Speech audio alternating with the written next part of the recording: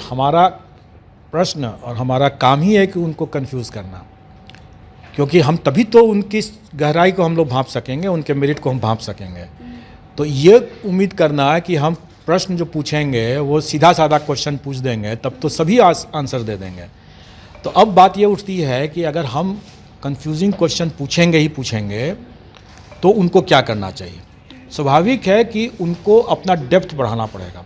सतही ज्ञान से काम नहीं चलेगा, उनको डेप्थ में जा कर के पढ़ना पड़ेगा। सतही ज्ञान से कभी नहीं चल सकता है। जैसे कुछ बच्चे ऐसे होते हैं जो दरोगा भी दे देते हैं, यूपीएससी भी देते हैं, बीपीएससी भी दे देते हैं, हर एग्ज़ाम देते हैं और फिर सवाल खड़े करते हैं। नहीं, वो स्वाभाविक है कि वो अपने अपने विकल्पों को, अपने ऑप्शंस को मैक्सिमाइज़ करने का कोशिश करते हैं, क्योंकि अगर यहाँ नहीं होगा तो कहीं और होगा, कहीं और होगा। उसमें कोई हर्ज की बात नहीं है। तो हर किसी का अलग होता है, होता ही है, होना ही है, स्टैंडर्ड भी अलग होगा। लेकिन अगर बीपीएससी की, अगर जैसे कंबाइंड सिविल सर्विसेज की परीक्षा या फॉर दैट मैटर कोई भी टेक्निकल परीक्षा को भी अगर आपको करना है तो आपको उसके डेप्थ में जाके करना होगा। ऐसा नहीं कि एकदम क्लियर कट आंसर अगर देना होगा तो अगर आप आसानी से दे सकते हैं तो और भी लोग दे देंगे। तो जब और भी लोग दे देंगे तो फिर आपका कैसे होगा, और लोगों का भी हो जाएगा। इसलिए समझने वाली बात है कि क्वेश्चन हमेशा डिफ़िकल्ट ही आना चाहिए और लोगों का प्रिपरेशन जो है इन डेप्थ होना चाहिए। सतही ज्ञान से फ़ायदा नहीं होगा। अक्सर पारदर्शिता की बात कही जा रही है, तो क्या ये भी एग्ज़ाम ऑनलाइन आप लोग फिर बाद में लीजिएगा, कभी होने की संभावना है? देखिए, भविष्य में तो बहुत कुछ हो सकता है।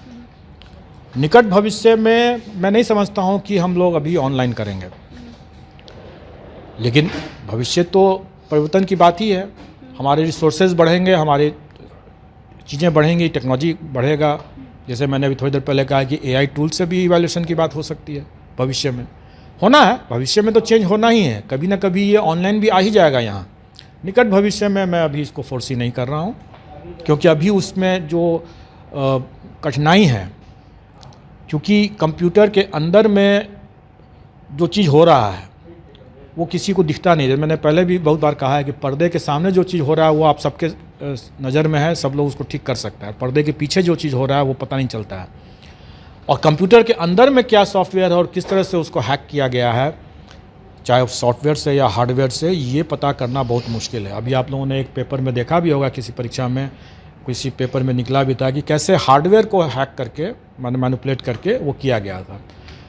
तो जब तक हम लोग उस लेवल तक नहीं पहुंच जाते हैं तब तक इस तरह की परीक्षा को हम फुल कॉन्फिडेंस के साथ कह सकें कि ऐसा हम कर ही देंगे, ये अभी थोड़ा हमारे लिए प्रीमैच्योर है। सर, तो आदमी भरोसा किस पे करे? ऑफलाइन ऑनलाइन दोनों में तो वही हो रहा है, ऑफलाइन में भी तो लीक हो जा रहा है। देखिए, भरोसा तो आपको इंसान पर ही करना है, क्योंकि जो इंसान जो उसको कर रहा है वही है, वही सबसे महत्वपूर्ण है। ऑनलाइन हो चाहे ऑफलाइन हो, दोनों ही हालत में जो इंसान जिसको कर रहा है वही महत्वपूर्ण है। अगर वहाँ ऑनलाइन परीक्षाओं में भी सिस्टम में प्रॉब्लम नहीं है, जो उसको संचालित करने वाले लोग हैं उनमें प्रॉब्लम है, उसी तरह से ऑफलाइन में भी वही बात है।